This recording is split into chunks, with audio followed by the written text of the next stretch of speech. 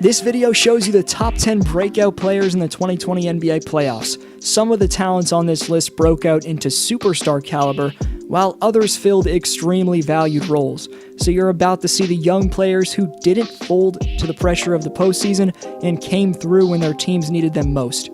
Welcome to D-Flow Hoops if this is your first time here and you're a passionate basketball fan, craving for rankings, breakdowns, plus all types of entertaining NBA content. Start now by subscribing and clicking the bell so you don't miss anything. To be clear, this list isn't a ranking and is in no particular order, but let's get into it. Number 1, Lu Dort. The numbers in his first 5 career playoff games weren't pretty, but the rookie from Arizona State, Lu Dort, stayed aggressive, and in games 6/7 in round 1 against Houston, Dort combined to shoot 15 of 30 from the field, which included a stunning 30 points in Game 7. However, he cracks this list of players who broke out in 2020's playoffs because of his defense on James Harden. The Canadian Lou proved to us all that he's got some serious clamps, and as the main beard stopper, Dort's strength and lateral quickness was a big reason that OKC was a bucket away from advancing to the West semis. I know Harden still found a way to average just under 30 points, but that's 7 points below what he averaged in the regular season. Lu Dort was clearly bothering the former MVP, and his old-school physicality make him the perfect playoff defender. Despite Lu's NFL running back-like bulkiness that make him a lockdown perimeter stopper, he wasn't selected in 2019's NBA draft. But proving people wrong after going undrafted isn't the first time in Dort's life that he's overcome the odds. No one would have thought that a kid from Montreal, Canada, with French being his first language, would end up disrupting the rhythm of one of the greatest scorers of this generation in James Harden in a playoff series. The two-way potential with this man, Lu Dort, is off the charts. Thunder fans should be excited about him. This man only started playing basketball at the age of 12, so his story is pure proof that if you put in the time, anything is possible. Number 2, Duncan Robinson. From playing Division II college basketball at Williams to playing in the NBA Finals, the journey for Duncan Robinson has come full circle. The flamethrower was a key cog in Miami's 16-game steamrolling of their conference, as Duncan scored at least 13 points in 8 outings for the East champs. But putting this all in perspective, 7 years ago in 2013, Robinson's freshman year in the NCAA was spent at the unknown school of Williams. Duncan averaged 32 points per game at Williams in D2, which earned him a scholarship to the University of Michigan. But even though Duncan was extremely efficient for the Wolverines in 3 seasons in D1, he went unselected in 2018's NBA draft. The fact that nowadays Robinson's spacing the floor out for one of the best organizations in the NBA on their way to a title is an incredible story. Number 3, Jaylen Brown. In the conference finals, Jaylen upped his three-point percentage from the semis by 27% and his field goal percentage by 12%. That should prove to you that Jaylen Brown's a bona fide all-star and a rising superstar in this league. At 6'8", the man has the shooting ability and ball handling of a point guard, and additionally can attack the basket like a freight train. By averaging over 20 points for 3 straight rounds in the 2020 postseason, Brown proved he's a legit number 2 option and potentially the go-to option in the future. He's versatile, explosive, laterally quick, and he's got a high IQ, so the sky's the limit for Jaylen Brown. Number 4, Luka Doncic. In his first postseason, the 21-year-old Doncic set the NBA record for the most points in a player's playoff debut, as he scored 42 points in Game 1 against the Clippers. He also passed Oscar Robertson and Charles Barkley, who were the only players with at least 40 points, 15 rebounds, and 10 assists to become the first player in NBA playoff history with at least 43 points, 17 rebounds, and 13 assists. We knew Luka was an all-star, but we didn't know he was capable of averaging 31, 10, and 9 in a playoff series. George and Kawhi are a few of the NBA's best perimeter defenders, but Luka had no problem embarrassing them.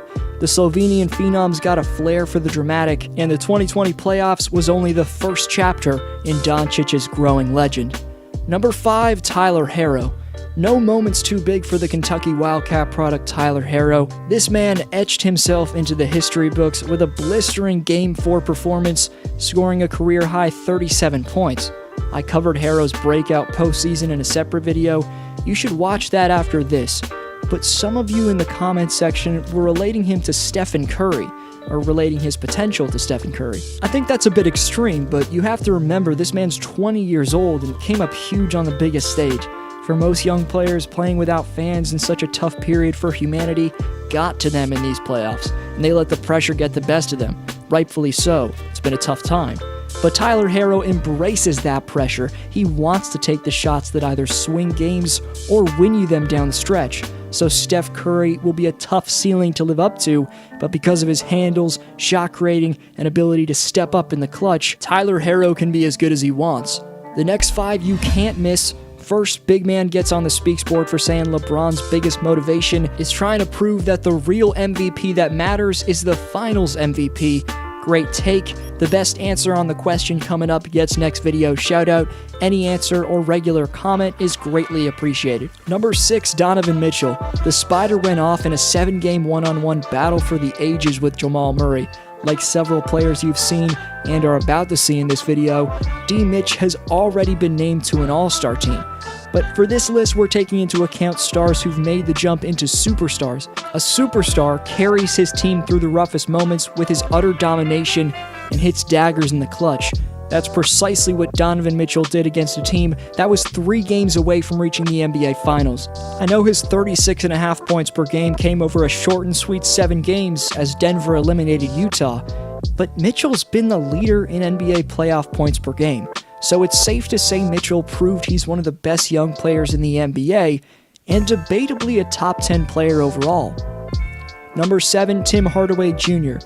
Called upon to be the second scorer with Porzingis' right meniscus tear, Tim put up 18 points per game on solid percentages in the 2020 playoffs. I know he struggled in Game 6, but he was nursing a neck strain and wasn't in his typical scoring role. With 5 games of solid production before Game 6, counted on as a number 2 scoring option and not at 100%. Tim Hardaway Jr. proved that he's extremely dangerous because when he's fully healthy and the third scorer like he's supposed to be instead of the second, you can bet he'll be way more efficient than he just was. Number 8, Jamal Murray. NBA fans are desperate to find a player other than LeBron James to somewhat challenge Michael Jordan's GOAT status, potentially overtake it at some point. Of course, the fourth-year player, the Blue Arrow, just lost to the King in 5 games, but you can't overlook that at the young age of 23, Jamal Murray went on a mesmerizing playoff tear to get past 2 of the best perimeter defenders in the NBA.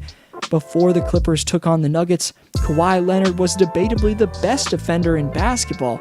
Jamal Murray completely exposed both the Claw and another reputable lockdown defender in Paul George. So you never know how good Denver's Canadian phenom at guard could ultimately become. He broke a ton of NBA records, which I'm going to cover in another 10s list, subscribe for that, but it's clear that Murray has a shot at being one of the best superstars in basketball over the next decade. Number 9, Jason Tatum. Jason's already made the Eastern Conference Finals 3 times, and like Jamal Murray, is only in his 4th pro season. After I made my Raptors videos throughout the entire year, personally, I have to apologize to both Tatum and the Celtics, because I, among many analysts and media members, assumed that Boston was just still too young to get past a team like Toronto. We never gave the Celtics the respect they deserved. Jason Tatum showed off his Paul Pierce-like shot-creating ability all playoffs, which led Beantown 2 wins away from the finals. Even though Boston needs more help up front, Jason showed off just how scary his offensive potential really is for other East contenders. With Tatum's 7-foot wingspan mixed with his shiftiness and polished shooting, that led him to score at least 20 points in 12 of Boston's 15 playoff games. He stepped up to the pressure of the moment, eliminated the reigning champions, and broke the heart of every fan in Toronto, including yours truly. Before number 10, honorable mentions to Jeremy Grant, Michael Porter Jr., Kentavious Caldwell-Pope, and Norman Powell. Let me know if I forgot anyone in the comments section. Number 10, Bam Adebayo. Now you're looking at the reason why I just said the Celtics need more frontcourt depth. It's because Bam Bam bullied Daniel Tice and anyone put in front of him all series long. After his utter dominance to lead Miami back to the finals, it's now safe to say that Adebayo is a top 3 center in the NBA. I mean, other than Jokic and maybe Embiid, who could you rank ahead of Bam at his position?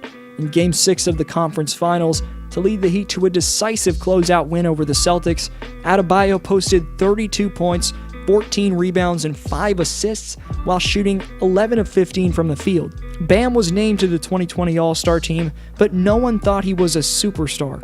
Unfortunately, Bam got hurt in Game 1 of the NBA Finals, but he's hopeful to return, and once he does, he could really help the Heat. Overall, though, it's been incredible to watch Adebayo's development in his first 3 seasons, from Bam's sophomore season to 2019-20. His scoring per game improved by 7 points. Then he followed up an MIP-type season by proving he's one of the best big men in the NBA in the postseason. Heat fans will tell you he's the real most improved player of the year. I say he's the most versatile two-way center in our game. Subscribe if you enjoyed that content. Keep watching some of my recent uploads. Answer the shout-out question. This was D-Flow. Thank you so much for watching. Have a great day, and I'll see you next video.